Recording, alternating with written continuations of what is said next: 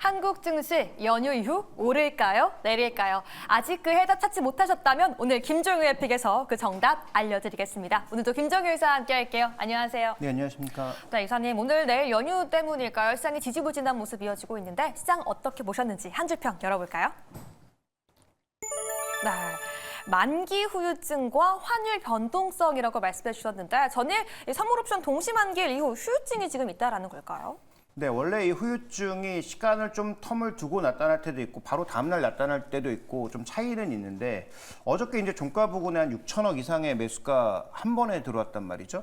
그러니까 그 물량이 아마 뭐 베이시스를 노린 단기 트레이딩 물량도 분명히 섞여 있을 수 있으니까 그런 물량을 소화하는 과정에서 일정 부분 매물이 나오는 것은 뭐 어쩔 수 없는 상황이고요. 그다음에 뭐 지난주부터 계속 강조드리고 있습니다만 지금 시황의 메인은 뭐 선물도 아니고 뭐 오르고 있는 종목도 아니에요. 외국인들이 삼성전자를 집중적으로 매도하고 있다. 이게 핵심입니다. 근데 어저께 외국인 6천억 뒤집을 때도 삼성전자는 사지 않았고요. 네. 오늘도 여전히 팔고 있죠. 그러니까 시장의 전체적인 도도하게 흘러가는 메인스트림은 여전히 외국인의 삼성전자에 매도에 놓여 있다는 걸 중심축에 두시고 시장에 접근하실 것을 말씀드리면서 이 두 가지 정도가 지금 시장에서는 뭐 시장이 정체되고 있는 오늘 일간 흐름의 핵심 포인트다 이렇게 보고 있습니다. 네, 시장 상승을 위해서는 외국인의 수급이 중요하다라고 말씀해 주셨는데 외국인의 수급 들어오기 위해서는 좀 시간이 더 필요한 걸까요? 연휴 이후엔 언제 들어올까요? 네, FOMC 정도를 보고 뭐 들어올 수도 있을 것으로 보이지만 현재 지금 단순하게 외국인들이 뭐 FOMC라든지 이런 것들 때문에 우리 주식을 파는 걸까?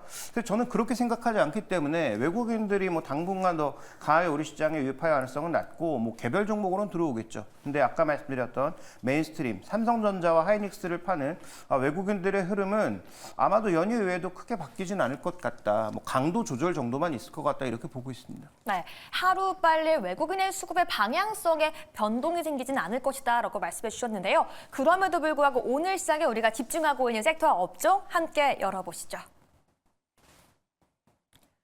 네, 중우장대 플러스 고려아연이라고 말씀해 주셨는데요. 이 이슈는 모두 아실 것 같은데 이게 무겁고 두껍고 길고 큰 종목이에요. 뭘까요? 네, 우리가 이제 흔히 중무장대라고 부를 때는 뭐 이 장치 산업 같은 것들을 많이 얘기하죠. 뭐 화학이라든지 철강, 조선, 뭐 그다음에 최근 들어서는 뭐 방산 뭐 이런 쪽도 포함될 거고요. 그러니까 기기 장비를 엄청나게 쓰는 그런 대규모 사업들은 다 포함될 텐데 뭐 이 고려아연 돈을 이슈 때문에 오르는 거지만 저쪽도 이슈가 다 있죠. 뭐 그쵸. 체코의 대통령이 간다는 이슈 때문에 뭐 원전 관련주의 거래가 급증하고 있는 부분들. 그다음에 뭐 중후장대는 넓게 보면은 이 안에 뭐 2차 전지까지도 포함할 수 있는 상황이니까 뭐 화학, 뭐 2차 전지 이런 쪽에 오늘 강세는 뭐 상대적으로 제한적이지만 조선이나 자동차, 그다음에 뭐 철강 일부 종목군들, 고려아연도 비철금속에서는 저 안에 넣을 수 있잖아요. 그래서 이런 종목군들이 오늘 상대적으로 조금 두각을 나타내고 있다라는 점은 특징인데 이게 뭐 지금 시장에 뭐 판을 뒤집어 엎는 거냐 이렇다기보다는 실적이 좋았던 조선주가 최근에 가격 조정을 좀 받았다. 그래서 이들 종목의 어떤 순환매 정도가 나타나고 있고 오늘 또 뭐 현대차와 GM의 의미 있는 어떤 협약이 나타나면서 관련된 종목군들의 움직임이 나타나고 있다 정도로 해석하시는 게 좋을 것 같습니다. 아니 그렇다면 오늘 시장의 수급을 본다라면 원전, 조선주, 자동차 상승하고 있는 모습 보여주고 있는데 지금 들어가기에도 걱정되는 분들도 있을 것 같아요. 연휴 이후에도 이 섹터들 상승 이어갈 수 있을까요? 일단 뭐 원전 같은 경우에는 이슈가 존재하니까 그 이슈가 긍정적인 방향으로 뭐 전개가 되면 추가 상승은 나올 수 있는데요. 여기서 이제 신규 투자를 하시려면 가격 대비 모멘텀, 밸류 대비 모멘텀이 얼마나 강한지를 일일이 확인하고 가야 되는 상황이니까 뭐 한마디로 정리해서 말씀드릴 수는 없는데 종목마다 너무 다르다라는 게 이제 답이고요. 그중에서 좀 의미 있어 보이는 종목은 어쨌든 조선주가 의미 있게 다시 올라온다면 전고점을 돌파할 만큼의 파워를 보여주는지가 핵심이 되겠죠. 그래서 전고점을 돌파하면 좀 더 길게 가져갈 수 있을 것 같고요. 만약에 전고점을 돌파하지 못하는 정도의 반등이라면 조선주도 비중을 조금 줄이거나 트레이딩을 통해서 조금 수익을 확보하는 전략을 쓰시는 것도 현재 구간에서는 나쁘지 않을 것 같습니다. 네, 오늘 상승하고 있는 섹터 내에서는 외국인과 기관이 함께 매수하고 있죠. 조선 섹터 전고점 돌파 여부까지 함께 알아보자라고 말씀해 주셨습니다. 네, 그렇다면 오늘 시장에서는 저희가 어떤 전략으로 깊이 있게 분석해 봐야 될까요? 오늘의 김종유의 픽 함께 열어보시죠. 왕따 한국 증시 연휴 이후에도 지속될까라고 말씀해 주셨는데 이게 가장 궁금하실 것 같아요. 근데 왕따를 당했던 그 이유가 또 초점을 맞춰야 하지 않을까 싶거든요. 네, 맞습니다. 그래서 저는 항상 왜라는 질문을 던지고 싶은 것인데요. 뭐 답은 누구도 모르죠. 다만 여기서 왜 한국 증시가 왕따되고 있느냐라고 화를 낼 게 아니라 근본적인 원인이 무엇인지를 알아야 현재 시장에 대한 대응법이 나온다는 거죠. 그래서 그 부분을 좀 살펴보면서 대응 전략도 제시하도록 하겠습니다. 좋습니다. 시장 상승 가능할까요? 연휴 이후 함께 대응해 보도록 하겠습니다. 첫 번째 체크 포인트 열어보시죠. 반도체 모멘텀 줄고 있다라고 말씀해 주셨는데 간밤 마이크론 관련해서 좀 매도 의견이 나오기도 했잖아요. 네, 근데 그 BNP 파리바의 리포트는 뭐 그 자료의 어떤 신뢰성. 정확도, 네. 그다음에 뭐 이런 것들이 좀 많이 문제가 있기 때문에 저는 뭐 그건 상관없다라고 보는데 뭐 BNP 파리바가 뭐 그렇게 의미 있는 증권사도 아니고 뭐 BNP 파리바의 의견이 시장에 그렇게 강하게 작용하는 것도 아니에요. 다만 시장에서 지금 무엇을 느끼고 있는지가 좀 더 중요한데 일단 우리부터 살펴보고 미국도 한번 같이 보죠. 네. 첫 번째 준비된 그림 보시면 여러 번 언급드렸다시피 지금의 조정에 제가 보는 핵심 포인트는 우리의 기업이익이 과대 계상되어 있다는 게 핵심 포인트입니다. 그런데 우리가 지금 이익을 이끌고 있는 게 어느 쪽입니까? 수출이고 반도체, 자동차, 조선입니다. 조선과 자동차는 크게 변하지 않은 것으로 보고 있는데요. 결국 실적이 떨어진다면 반도체거든요. 근데 지금 반도체의 지금 출하를 보시면 출하가 급감하고 있고 재고는 늘고 있는 상황인데 네. 재고가 어디서 는다고 말씀드렸습니까? 최종단에서 늘고 있다. 그러니까 제품을 만들고 있는 최종단에서 재고가 늘고 있기 때문에 B2C의 소유가 조금만 떨어져도 그쪽에서는 더 이상 재고를 확보하지 않을 수 있다는 거죠. 재고는 충분히 최종단에서 수요단에서 확보돼 있다라는 게 핵심 포인트고요. 그다음에 이쪽에 보시면 지금 레거시 가격이 하락하고 있는 상황이에요. 물론 DDR5처럼 HBM에 쓰이는 것들의 가격은 여전히 견조하지만 레거시가 무너지고 있기 때문에 삼성전자가 더 약하게 무너지고 있는 거 아닌가? 왜냐하면 2분기 실적이 강했던 것은 이 레거시를 중국이 엄청나게 사가면서 삼성전자가 어닝 서프라이즈 낸 거잖아요. 반대로 3분기에 그런 현상이 없으면 3분기 실적이 예상한 것보다 덜 나오는 거 아니야라는 충격을 삼성전자가 받을 수 있기 때문에 삼성전자가 상대적인 약세를 보이는 것이고 삼성전자의 이익이 떨어지면 우리 지금 생각하고 있는 3분기, 4분기, 내년 25년도의 이익이 다 떨어져야 되는 거 아닙니까? 그 부분이 저는 시장의 왕따 원인의 핵심이라고 보고 있기 때문에 그걸 중요하게 봐야 되는 거고요. 그러니까 상반기까지 23조를 샀던 외국인들이 하반기 들어서 삼성전자에 대한 매수를 포함해서 우리 시장에 대한 매수 강도가 떨어진 거라고 봐야 되는 거죠. 다음 그림 보실까요? 네. 미국 시장은 그러면 다른가? 미국 시장도 동일합니다. 자, 엔비디아를 바라보는 시각과 마이크론을 바라보는 시각이 완연하게 다르다라는 거죠. 오늘 그 마이크론에 대한 BNP 파리바 의견이 나온 게 중요한 게 아니고 이미 며칠 전부터 양사의 주가의 괴리는 꽤 벌어지고 있는 상황이다. 그래서 마진율 높고 설계만 하고 있는 여전히 독점적 지위를 이어가고 있는 엔비디아는 비교적 견조하게 버티고 있는데 그렇지 않은 종목군들은 뭐 최근에 무너지고 있다라는 게 핵심 포인트라는 거죠.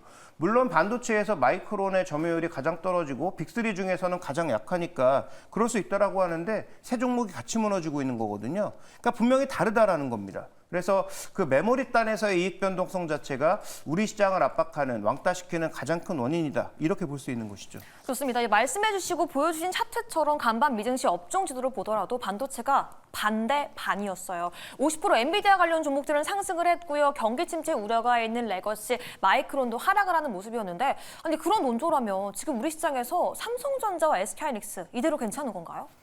네, 아마 그 가격적인 측면에서는 뭐 그제 어제도 말씀드렸던 것처럼 메리트가 있지만 지금 업황 자체는 뭔가 우리가 생각했던 방향과는 조금 다르게 흘러가고 있기 때문에 제가 말씀드리는 건 뭐 지금에 와서라도 뭐 팔아라 뭐 이렇다기보다는 신중론 정도로 조금 우리가 의견을 한 단계 정도 좀 낮춰보자. 원래 긍정적으로 봤다면 지금의 신중론 정도로 바꿔서 정말로 그렇게 흘러가는지 아니면 시장의 예상과 전혀 다르게 또 어닝 서프라이즈를 내는지에 따라서 주가 변동성이 확대될 수 있으니까요. 지금은 약간의 그 경계의 시각 정도가 필요하다고 보면 될 것 같습니다. 좋습니다. 반도체 시장 전망까지 함께 알아봤고요. 그렇다면 우리 시장에서 추가적인 매력도는 없는 걸까요? 두 번째 체크 포인트 함께 열어보시죠.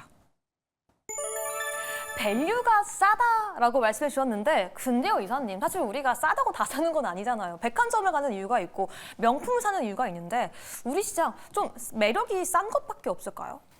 근데 여기서도 조심해 볼 필요가 있는 게 삼성전자는 PB 밸류로, 그러니까 장부 가치 기준으로 싸기 때문에 조금 다른데 우리가 지금 이익 관점에서 봤을 때 뭐 PB도 싸지만 이익 관점에서도 싸다라는 얘기가 나오고 있는데 저는 거기에 함정이 있는 거 아닌가라는 판단이에요. 자, 준비된 그림 보시면 오늘 하나투자증권에서 뭐 주간 단위로 나오고 있는 자료에서 한국 시장의 지금 PR 밸류를 얘기를 했는데 10배 아래로 떨어졌다라는 거죠. 근데 여기서 핵심이 뭡니까? 우리가 이익이 변하지 않으면 주가만 떨어진 거예요. 그러면 당연히 메리트가 발생한 거라고 봐야 되겠죠. 근데 아까 뭐라고 말씀드렸습니까? 우리 이익의 핵심인 반도체 이익이 떨어지면 뭐가 떨어진 거예요? 밸류가 떨어진 게 아니라 이익이 떨어진 겁니다. 네. 그러니까 우리가 지금 이익이 떨어진 만큼 떨어졌다면 밸류는 다시 제자리로 돌려놔야 되는 상황인 거고요. 그다음에 지금 만약에 밸류가 떨어지는 속도가 이익이 떨어지는 속도보다 느리다면 더 빠져야 되는 거예요. 그러니까 지금 적어도 이익 기준 밸류에서 싸다라는 논리는 그 이익 관점이 어떻게 되느냐에 따라서 굉장히 다를 수 있다. 그러니까 지금의 핵심 포인트는 반도체 이익이 과연 얼마나 떨어질 거냐, 시장에서 보고 있는 만큼 떨어질 거냐, 아니면 그 이하로 떨어질 거냐, 아니면 전혀 떨어지지 않고 오히려 더 좋아지느냐, 이게 핵심 포인트라고 보고 있기 때문에 PB 밸류 기준에서 싸다는 저는 뭐 인정할 수 있는데 네. PE 기준에서 싸다라는 그 논리는 3분기에 우리가 좀 더 검증이 필요하다 이렇게 판단하고 있습니다. 좋습니다. 이게 떨어지는지 안 떨어지는지를 보면서 정말 이게 싼 건지 매력적인 가격대인 건지에 대한 분간이 필요하다라고 말씀해 주셨습니다. 그럼 마지막 체크 포인트 함께 열어보시죠. 엔화 변동성 부담은이라고 말씀해 주셨는데 간밤 또다시 BOJ에서는 올해 1%까지 금리 인상을 할 수 있다라고 밝혔는데 또 엔화는 좀 떨어지긴 했어요. 네, 일단 여기서 핵심 포인트가 뭐냐면 엔화가 변동하면 한국 증시가 그대로 같이 변동한다는 게 핵심 포인트입니다. 네. 여전히 우리 시장과 좀 뭔가 괴리가 있을 것 같지만 지난 8월 달의 하락과 조금 다르긴 하더라도 어쨌든 일본 증시와 엔화가 변동하면 국내 증시도 같이 연동되고요. 외국인 매도도 같이 나오고 있어요. 그러니까 지금은 분명히 페어 그룹으로 같이 움직이고 있다는 것을 가장 먼저 말씀드리고 싶고 두 번째로 지금 엔화에 투자하는 가장 민감한 투자자들, 투기적인 투자자들이 어떻게 포지션을 취하고 있는지를 좀 보시죠. 양국의 지금 금리 차가 줄어들기 시작하면서 준비된 그림 보시면 지금 엔화에 그동안 투기적으로 매도했던 엔화 약세 베팅했던 사람들은 포지션을 급격하게 줄여서 다 빠져나갔고요. 반대로 엔화 매수 포지션은 거의 없었는데 이게 이제 빠르게 올라오면서 양쪽 포지션에 이제 교차가 나타나고 있는 상황입니다. 아직도 net 포지션, 순 포지션으로 보면 약간의 마이너스가 되어 있지만 지금 적어도 가장 민감하게 투자하는 이런 옵션이나 선물 쪽의 파생 트레이더들의 포지션은 전반적으로 모두 우상향. 엔화가 약세로 갈 것이다, 강세로 갈 것이다라는 쪽에 베팅을 하고 있다라는 거죠. 그러면 엔화 변동성이 커지면 우리 시장의 변동성도 커지고 있는데 이걸 우리가 안일하게 봐도 되느냐? 저는 그 부분은 모릅니다. 뭐 엔캐리가 얼마나 청산될지는 모르지만 어쨌든 엔화에 계속 우리 시장이 민감하게 반응하고 있고 외국인들이 민감하게 반응하고 있는데 이걸 우리가 좌시한다? 안 된다는 거죠. 그러니까 현재 구간에서 엔화 변동성은 여전히 시장의 부담 요인이다. 이렇게 봐야 될 것 같고요. 시장의 투자자들은 엔화 강세에 베팅하고 있습니다. 그러면 추가적으로 궁금한 게 사실 우리는 계속 엔화에 대한 강세 우려를 해야 한다라고 하고 있지만 이 증권가냐 언론을 통해서는 엔캐리 청산 그렇게 두려워해야 될 필요는 없다라고 이야기하고 있는데 이렇게 이야기하고 있는 이유는 뭐라고 보실까요?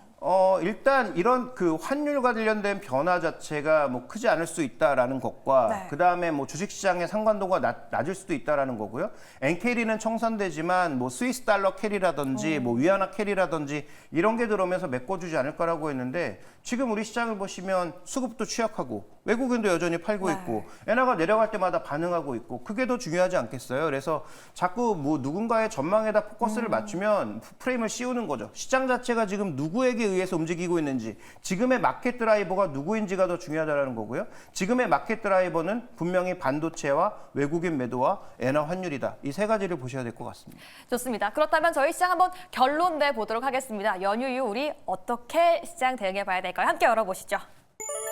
네, 세 가지 항목이 다시 나왔습니다. 이 중에서 가장 중요한 항목은 뭐라고 보실까요? 네, 바로 이거죠. 외국인들이 여전히 반도체, 그것도 삼성전자를 지속적으로 팔고 있다. 삼성전자는 여전히 뭐 이익 관점에 대해서 크게 변동성을 얘기하지 않고 있는데 모든 애널리스트들이 이익을 낮추고 있고 목표가를 낮추고 있고 전체적으로 외국인들이 지속적으로 팔고 있다. 이게 핵심이라는 거죠.